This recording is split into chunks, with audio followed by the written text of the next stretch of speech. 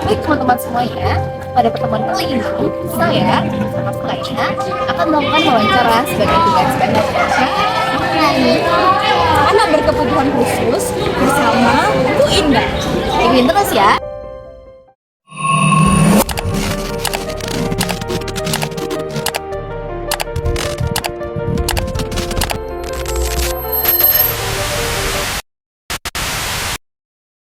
Inspirasi pemuda Indonesia untuk memajukan negeri ini. Semangat ini juga ada dalam diri seorang pemuda di Yogyakarta yang sejak kecil berjuang melewati masa sulitnya sebagai anak berkebutuhan khusus. Dibantu oleh keluarga dan lingkungannya, kini ia menjadi mahasiswa berprestasi.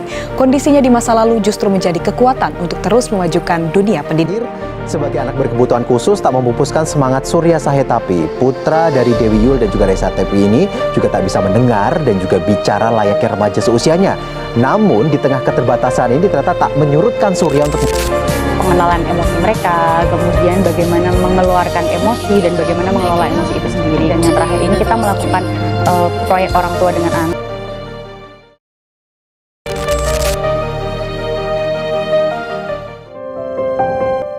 Assalamualaikum warahmatullahi wabarakatuh. Halo teman-teman semuanya, selamat siang dan salam sejahtera bagi kita semua.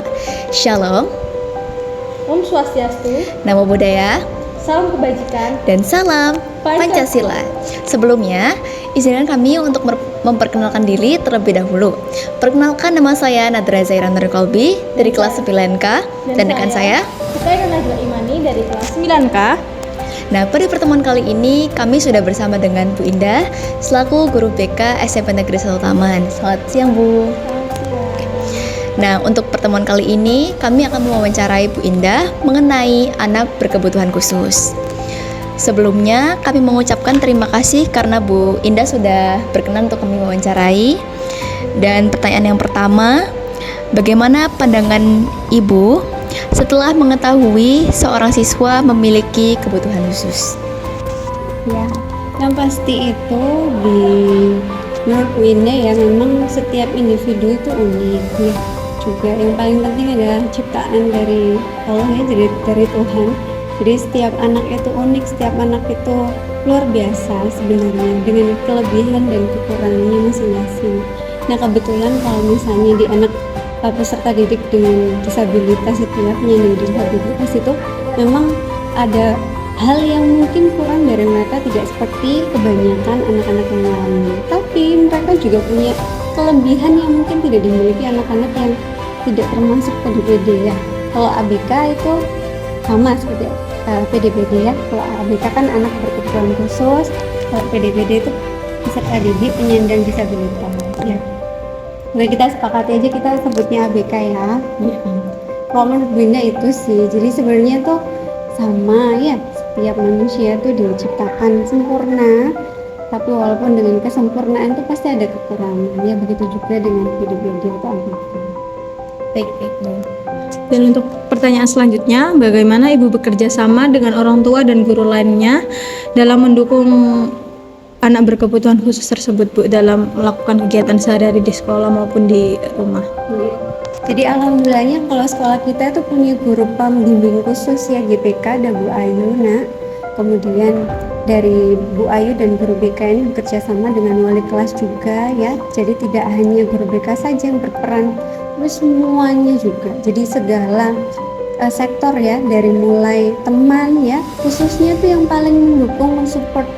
Ya, kalau Bapak Ibu guru terbatas ya, walaupun wali kelas sendiri pun itu terbatas bertemu dengan ABK ya, tapi teman satu kelasnya itu adalah full supporter waktu di sekolah.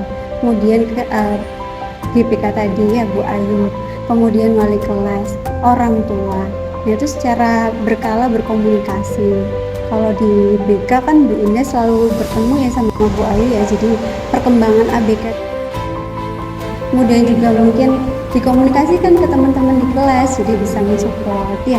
Jadi tidak pemahaman oh teman kita itu ada kekurangan gitu ya, ke guru mata pelajaran juga, oh anak didik ini ada kekurangan, jadi bisa memfasilitasi. Jadi dengan adanya komunikasi bisa saling tahu gitu.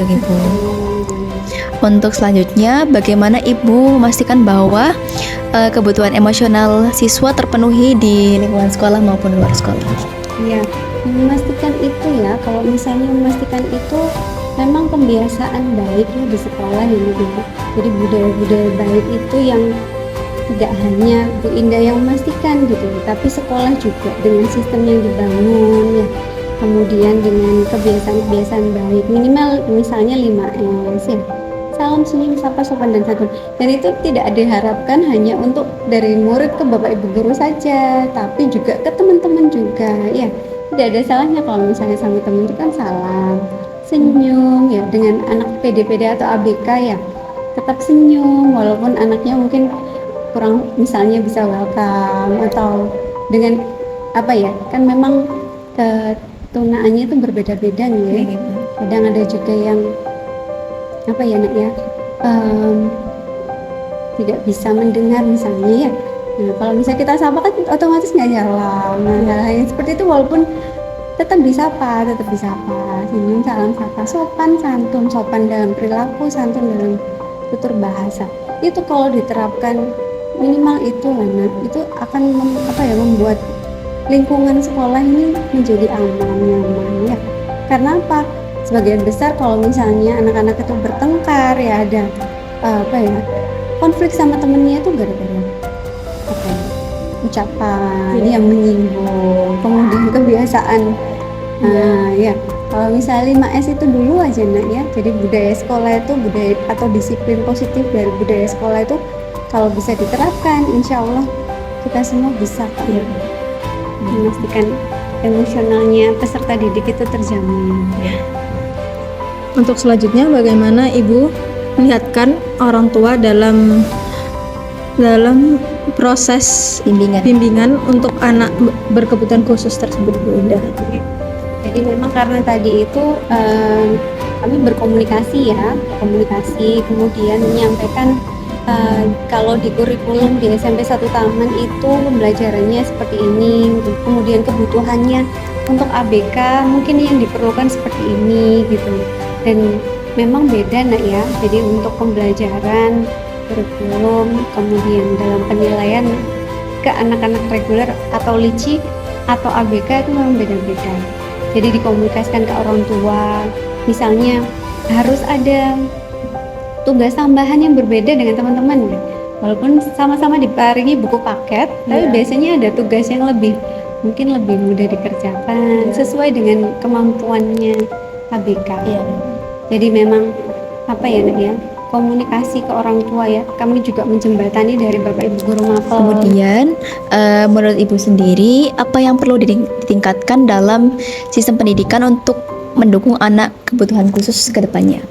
Ya, karena tidak semua guru itu dengan basic ini ya nak ya, dengan basic pendidikan luar biasa. Jadi memang ada di universitas ya, di fakultas ilmu pendidikan itu pendidikan luar biasa. Tapi tidak semua guru, calon-calon guru, khususnya Bu Indah dulu ya, karena kuliahnya kan udah lama ya.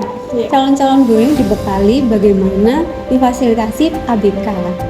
Ya, jadi semua guru, misalnya guru matematika pun itu belajar psikologi psikologi remaja atau psikologi manusia ya, psikologi belajar, psikologi sosial itu belajar. Tapi untuk belajar inklusivitas itu belum. Jadi harapannya Bu Indah, Bapak dan Ibu guru dibekali dengan misalnya penyuluhan, workshop ya dari para ahli atau dari pemerintah yang membekali nanti bagaimana memperlakukan anak ABK ketika di sekolah, misalnya lagi tantrum, lagi butuh ini, apa yang harus kami lakukan, pendampingannya bagaimana. Guru-guru mapel juga ya, karena kan nggak mungkin misalnya menjelaskan gitu harus bagaimana ke anak yang ini gitu, kalau yang lainnya udah lari gitu ya, udah selesai gitu. Nah mereka kan nggak mungkin, ya udahlah karena jamnya udah habis ya udah gitu, kan kasihan ya. Jadi kami harapannya itu adalah pendidikan tambahan keterampilan. Ini ibaratnya tuh bimbingan teknis anak ya, supaya nanti bapak ibu guru itu bisa terampil memfasilitasi ABK. Itu sih, Jadi lebih mudah gitu. iya Ya mungkin karena ABK lebih sesuai. ada melonjak di satu bidang ini. Untuk selanjutnya, bagaimana ibu membantu anak berkebutuhan khusus agar merasa diterima di lingkungan sekolah? Yang dilakukan biasanya adalah memang memberikan pemahaman bahwa dia itu spesial ya. Dia itu sama seperti teman-teman yang lain ya. Kemudian juga memahamkan bahwa teman-teman itu juga walaupun kelihatannya sempurna misalnya dari fisiknya, tapi sama punya kelebihan dan kekurangan. Jadi kalau kalian misalnya ini ABK yang mungkin ini nyun sewu ya bro, mungkin keterbatasan di fisiknya ya, itu kami pahamkan bahwa kamu juga spesial gitu. Kamu juga ciptaan Tuhan, kamu juga disayang sama orang tua kamu tuh juga sama iya sayang banget sama orang tuanya. Anak-anak yang normal pun kelihatannya tuh juga memperlakukan, pasti perasaannya sama. Orang tua ke anak itu pasti sama. Bapak ibu guru juga. Jadi harus percaya diri gitu. Tapi harus belajar mandiri ya. Jadi tidak bergantung. Dan itu yang kecakapan hidup itu yang perlu ditanamkan, karena mungkin akan berbeda ya ketika di dunia kerja. Tidak semua itu menerima tenaga kerja disabilitas ya. Ada beberapa sudah mewadai, tapi kan tidak banyak. Jadi mereka harus survive dengan punya bakat yang mereka bisa jadikan pencaharian gitu. Mungkin usaha, entrepreneur gitu. Jadi kepercayaan diri itu yang paling penting. Pada waktu itu saya sempat tahu anak dari teman ayah saya itu sedikit autis, tapi beliau ini bisa S2 dan cum laude bu. S2 itu di ITS juga bu, jadi cukup ini. Terus saya kan dari basic dari keluarga, ini bunda saya kan banyak 3 orang itu mungkin dari UTI, dari kakek itu juga basic di pendidikan, ayah juga mengajar ABK. Mungkin lebih susah mungkin terkadang mengajarnya itu satu-satu, kan ayahnya ngajar tambah-tambahan, jadi dikelompokkan ini sampai pakai biji-bijian mungkin ya bu ya. Terus jadi ada pengajarannya juga lebih harus ditekankan juga gitu. Iya, harus ditekankan. Mungkin bahkan buku paketnya juga berbeda. Dan pada waktu itu saya pernah datang bu di event berkebutuhan khusus tahunan gitu bu, terkadang dari waktu itu seingat saya se-Jawa Timur yang diadakan di Malang. Itu diadakannya di Kafe Sawah. Iya, pernah diadakan di situ. Kebetulan waktu itu keluarga kedapatan. Terus di situ banyak sekali, bahkan ada anak berkebutuhan khusus juga yang hafal Al-Quran. Terus ada pekerja di SLB di Pasuruan juga, itu seorang berkebutuhan khusus bu, tapi alhamdulillah bisa menjadi guru juga dan sekarang sudah punya anak juga bu, alhamdulillahnya. Jadi setiap orang itu pasti ya memiliki kekurangan, kelebihannya masing-masing ya.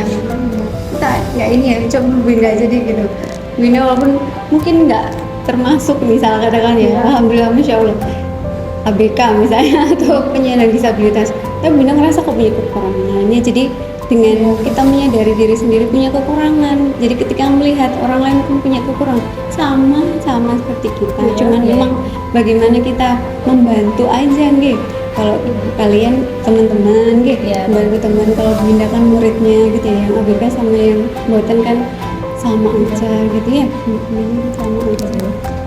Kemudian apa tantangan terbesar yang ibu hadapi dalam menangani anak kebutuhan khusus yang mungkin caranya juga berbeda-beda di lingkungan sekolah? Ya, tantangan terbesar itu memang ya kekurangannya, keterbatasannya pengetahuannya Bu Indah ya. Jadi setiap tahun kalau disabilitasnya berbeda-beda itu akan memunculkan harus belajar lagi ya gitu, harus bisa mendalami lagi ya gimana gitu. Misal ada, kalau yang tahun ini anak-anaknya Bunda yang PD-PD itu ABK itu ada yang memang intelijensinya tinggi sekali gitu, tapi kemampuan sosialnya kurang. Komunikasinya bagaimana Bunda supaya bisa berkomunikasi, itu masih belajar Bunda. Jadi tantangannya adalah Bunda harus belajar hal baru, ilmu baru, bagaimana memfasilitasi bagi setiap perbedaan keterampilan. Kalau dari setiap tahun tuh yang mungkin Bunda sudah belajar itu adalah yang slow learner ya. Jadi bagaimana memfasilitasi atau membimbing anak-anak yang slow learner belajarnya ini kerjasamanya sama guru motor. Tapi kalau sudah yang ranahnya ke keterbatasan bagaimana komunikasi sosialnya, kemudian tunalaras misalnya, itu agak Bunda harus belajar. Ya, untuk mencegah Apa yang Ibu lakukan untuk mencegah diskriminasi. terjadinya diskriminasi atau perundungan terhadap anak berkebutuhan khusus itu? Ya, memang di awal itu alhamdulillah ya sekolah kita ini kan sekolah toleransi, sekolah ramah anak ya Nek, ya. Jadi di awal LSPDB kemarin juga ada deklarasi sekolah anti kekerasan. Nah, itu juga membantu Bu Indah sama Bu BK atau BPK dan Bapak Ibu juga ya memang. Tapi memang walaupun seperti itu pun masih ada yang melakukan kekerasan. Baik. Kalau fisik insya Allah nggak punya. Tapi secara psikis atau mental, secara psikis tuh mungkin seperti apa ya namanya juga anak ya, karena masih belum temuin gitu. Kalau temennya yang punya disabilitas tuh kurang apa nih diajak bersama-sama gitu. Itu masih ada sih. Jadi kenapa Bunda bisa tahu? Karena anaknya sendiri ceritanya nggak langsung gitu, tapi waktu nulis bagaimana pendapatmu tentang teman-teman, misalnya katakanlah seperti pertanyaan itu, nggak ada yang mau teman sama aku, masih ngerasa kayak gitu.